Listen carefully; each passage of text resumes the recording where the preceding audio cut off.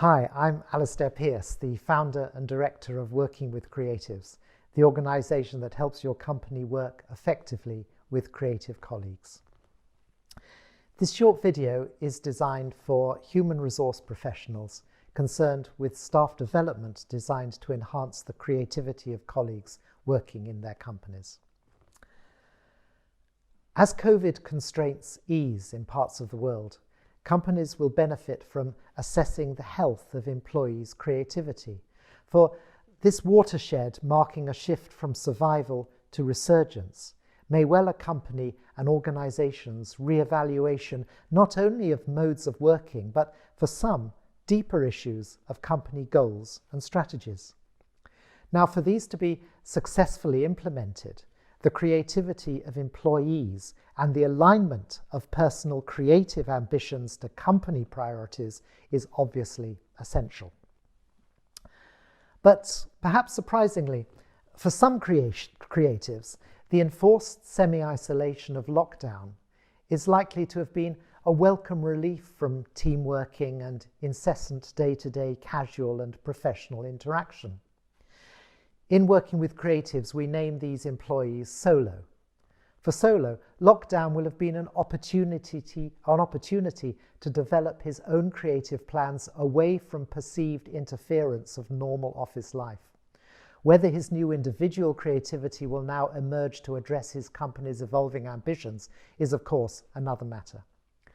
At the other end of the creativity spectrum from solo is playful. Her creativity relies on her easy access to her child ego state, recalling a stage of our lives when we all had the time and urge to create through play. During lockdown, Playful will almost certainly have missed her office play dates with others, even if her work colleagues, with their different impulses to creativity, may well have felt some relief at having had a holiday from her insistent demands for yet another game. So how should a company address this range of different creative reactions to the new normal, wherever that comes to rest for society in general and your company in particular? Well, it's surely necessary for your organisation first to recognise and then understand that the different impulses to creativity represented in your colleagues will need sensitively nuanced handling by both managers and colleagues. But this can be quite easily achieved by using the skills taught by a company like mine, Working with Creatives. But there are also some straightforward, more broad brush adjustments that can be made which are likely to help promote creativity in your company. And you'll probably find that these need to focus more on removing impediments to creativity than stoking up the flames of innovation. For many creatives, lockdown will have done this for you.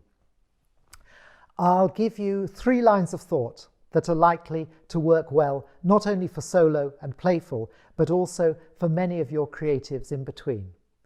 I've got one for the immediate colleagues and line managers of your creatives, one for more senior managers, and one for your organisation as a whole. So first, colleagues. Good colleagues and managers of creatives need to be space makers. Space makers who clear the space for creativity but do not attempt to control that creativity. They make room for creativity away from bureaucratic organisational procedures and rules.